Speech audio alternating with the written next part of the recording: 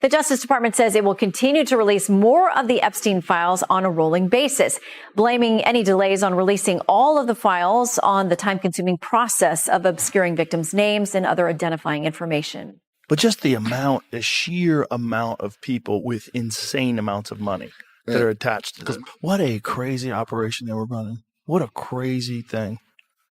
To have a bunch of people fly them out to an island that somehow or another you own.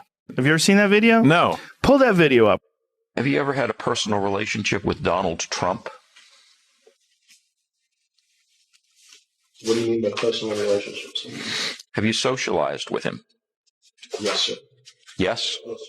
As the latest Epstein files became public, Joe Rogan spoke bluntly about the situation. On his podcast, he highlighted something that immediately stood out to him: the timing. According to Rogan, as soon as the documents began to surface, powerful figures went silent, vanished from public view, or were suddenly no longer in the position to actually know the people's names on the list. Yeah. Those people are probably in trouble. Yeah. Because that's a crazy piece of information to have. Look. No one's been tried. No one's been brought. No one's been discussed. We know who went there. We know flight logs. No one talks about anything. There's no effort to prosecute. There's no effort. And then you have Ghislaine Maxwell, who's in jail for speaking to. Rogan questioned why this seems to happen every time damaging information is made public. The allegations have spread rapidly online, particularly after the U.S. Department of Justice released thousands of new documents connected to Jeffrey Epstein. The files contain photographs, summarized testimony, and government records linked to Epstein and Ghislaine Maxwell, who is currently serving a 20-year prison sentence. The release was mandated by the Epstein Files Transparency Act, a law designed to force the government to disclose all remaining unclassified material. Even so, large portions of the information remain heavily redacted. Transparency advocates argue that the public is still only seeing fragments of the complete story. The situation became even more suspicious when media outlets reported that at least 16 files suddenly vanished from the DOJ website. One of those files reportedly included a photograph of President Donald Trump. That included an image of President Trump appears to have been removed from the Justice Department's Epstein Files website shortly after it was published. The image was part of a new batch of files related to the Jeffrey Epstein investigation published Friday. The file, numbered 468, was missing as of Saturday at 2:45 p.m. Eastern Time, with the site skipping from 467 to 469. You can see in that photo, there's photographs of women. And so we learned after releasing that photograph that there were concerns about those women and the fact that we had put that photo up. So we pulled that photo down. It has nothing to do with President Trump. We're still investigating that photo. The photo will go back up, and the only question is whether there will be redactions on the photo. Many of the files have redactions, some of which appear to be applied inconsistently. Content is redacted in some instances, but not others. In some cases, whole pages and even whole documents are redacted, as my colleague Jake Tapper points out here. It's just 100 pages of redaction. That's the transparency we're getting here. What the Justice Department told Congress in a letter is that it believes it can black out information to protect victims, despite a law that required all files to be released and allowing for defined categories to protect the victims. The Justice Department didn't meet a 30-day congressionally imposed deadline requiring it to release all the documents. We are complying with the statute. We will continue to comply with the statute. And if by complying with the statute, we don't produce everything on Friday, we produce things next week and the week after, that's still compliance with the statute. President Trump was headed down here to Palm Beach as these files were released. He's said before that he got to know Epstein as part of the social circle in this wealthy enclave. The Trump administration has lost plenty of credibility when it comes to the handling of these documents, and the missing files and redacted information are only likely to add fuel to public suspicion that the government is hiding information about Epstein. Analysis by CNN also found that Trump's name and appearance were limited, while there appears to be a heavy dose of former President Bill Clinton, which a Clinton spokesperson said amounted to the Trump administration, quote, shielding themselves from what comes next or from what they'll try and hide for. Joe Rogan believes that kind of development is a clear warning sign, because when files disappear after being released, it suggests someone is anxious. Despite the heavy redactions, several significant details still emerged. One document confirms that the FBI was alerted about Epstein years before his first arrest. In 1986, survivor Maria Farmer contacted the FBI with serious allegations, and according to the files, no substantial action was taken afterward. So there's a big triumph to finally get some documents, and one of the documents we received or were able to pull out very quickly was the confirmation that Maria actually did this report in 1996, just as she's been saying for a very long time. So that's triumphant, but it's also tragic because to have to wait 30 years to have some kind of justice and accountability is truly tragic. I certainly think there's much more to this story than was acknowledged previously. And that's why we're delighted that at least some of the files have been released. Not all of the files, approximately half is what we've been told. But there's many in those files, and I've just been scouring them very quickly myself, that already are in the public domain. They released all the FOIA requests, all the FBI vault that we already knew about. But just to double back 1 minute for what happened with Maria, if I may.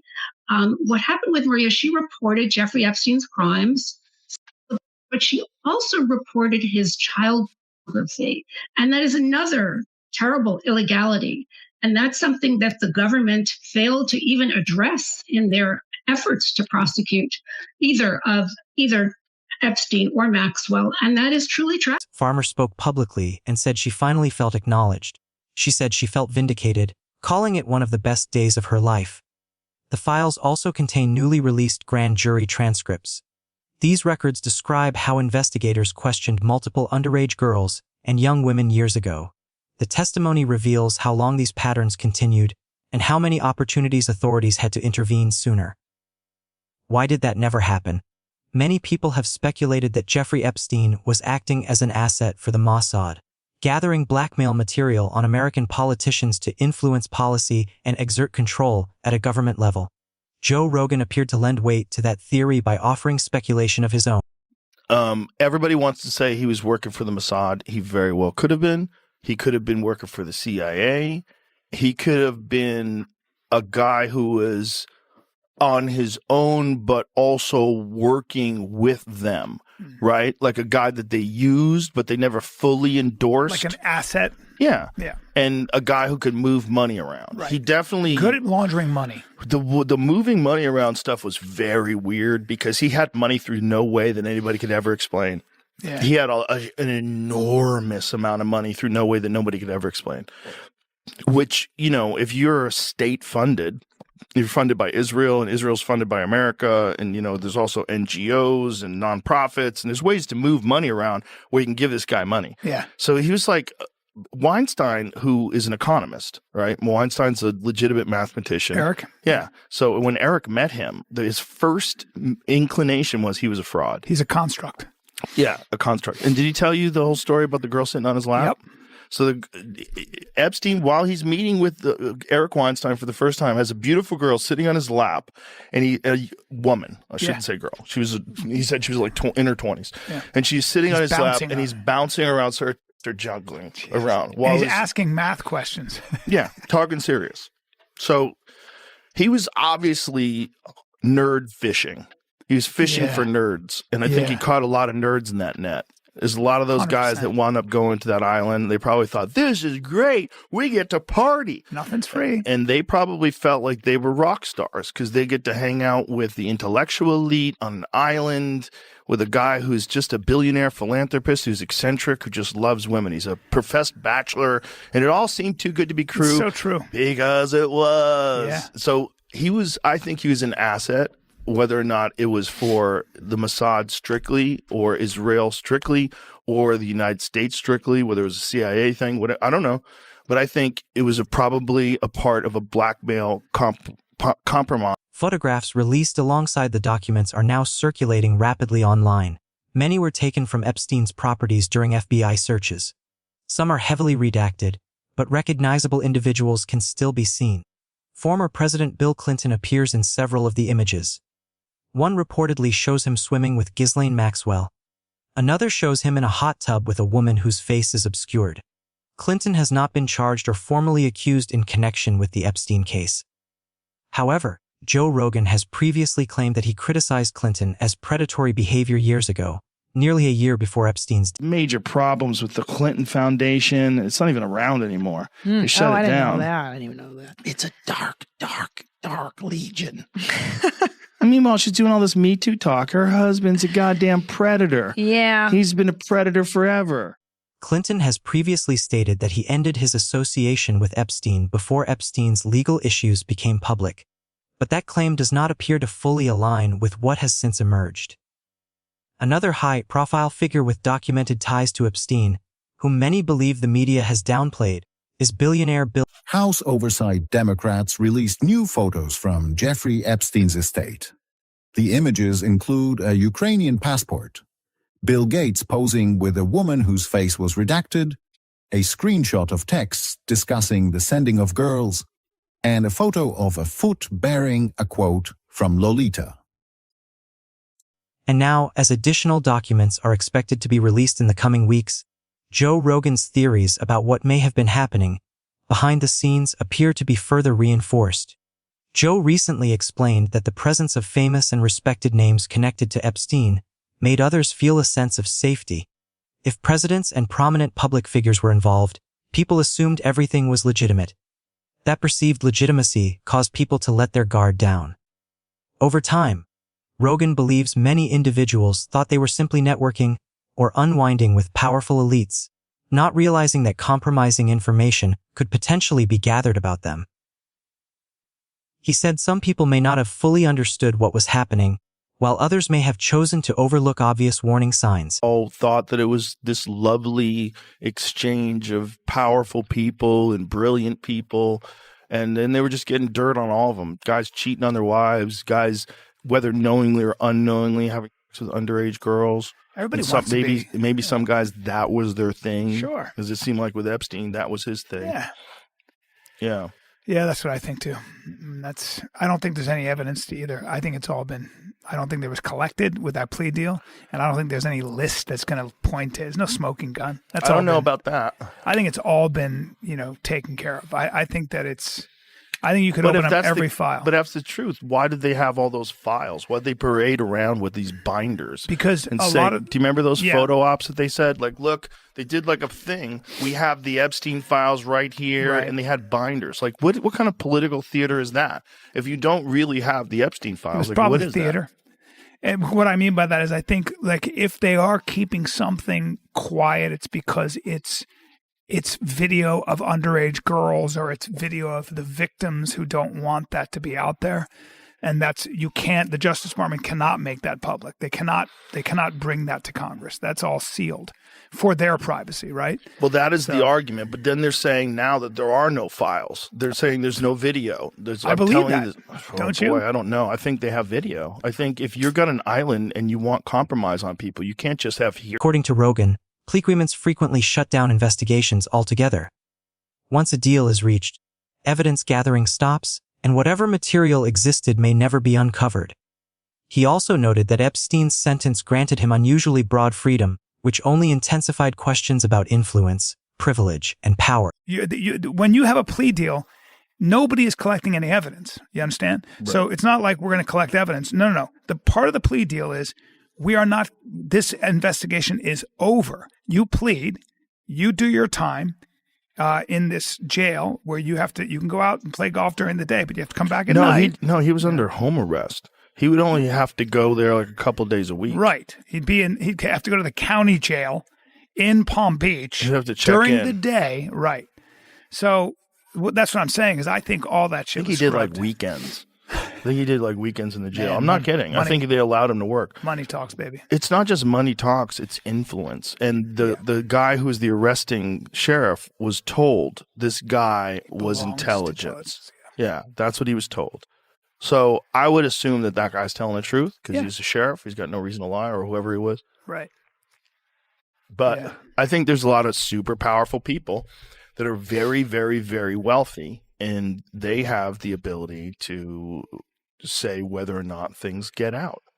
And if the elites can really just keep such crucial and incriminating evidence from the public, you really have to keep asking questions.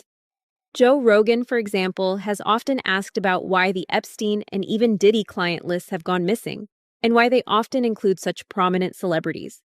Rogan said this fits a broader pattern where powerful people seek privacy, but are instead placed into controlled environments. High-profile individuals cannot move freely, so they rely on trusted intermediaries who promise discretion and safety. Epstein presented himself as one of those people. When you get rich, powerful people. So here's the thing that happens with rich, powerful people. They can't go anywhere, right? If you're like, say, a Jeff Bezos type or someone who's like an Elon Musk type. And I'm not accusing them of anything. I'm just saying at that caliber of celebrity and that caliber of prominence, you can't go anywhere. If you're Bill Clinton back in the 80s or the 90s, whatever it was, you can't go party. You know, everybody knows who you are. You got to be protected, right? But you want these experiences. And so you have these guys, like a Jeffrey Epstein type guy, who works with the elite of the elite clientele. It's all movie stars, big-time politicians, world leaders, scientists, Nobel Prize winners, and they all meet together and have fascinating conversations and cocktails, and there's beautiful girls everywhere. Of course. What a great idea. Right. And if you're naive and you don't understand honeypots. Here's the quote from Maria Farmer, who was one of the accusers from what was inside the house in New York. Okay, she said there were monitors inside this cabinet. I looked on the cameras and I saw toilet, bed, toilet. She said, visibly spooked. Like, I'm never going to use the restroom here and I'm never going to sleep here. You know what I mean? It was very obvious that they were like monitoring private moments. Yeah, of course. Yeah. Maria Farmer was the one who worked at Epstein's office in New York, I think. And this was the house, Jamie? Yeah, I was looking up stuff on the house. That was like what they I wonder found. if the house still has fucking cameras in it somewhere that they haven't found yet. They definitely, don't know. Yeah, you'd have to scan the out of that house. You'd have to take the walls apart. There's probably listening devices inside the walls. Like, who knows? If this was like really an intelligence operation, they probably had that house fully wired. And if elites can truly keep such critical and incriminating evidence away from the public, it raises serious questions that cannot be ignored. Joe Rogan, for instance, has repeatedly questioned why the Epstein and even Diddy client lists have disappeared, and why they so often involve well-known celebrities. Rogan said this fits into a broader pattern in which powerful individuals seek privacy, but instead operate within controlled environments. High-profile figures cannot move freely, so they depend on trusted intermediaries who promise discretion and protection. Epstein positioned himself as one of those intermediaries when dealing with wealthy and powerful people.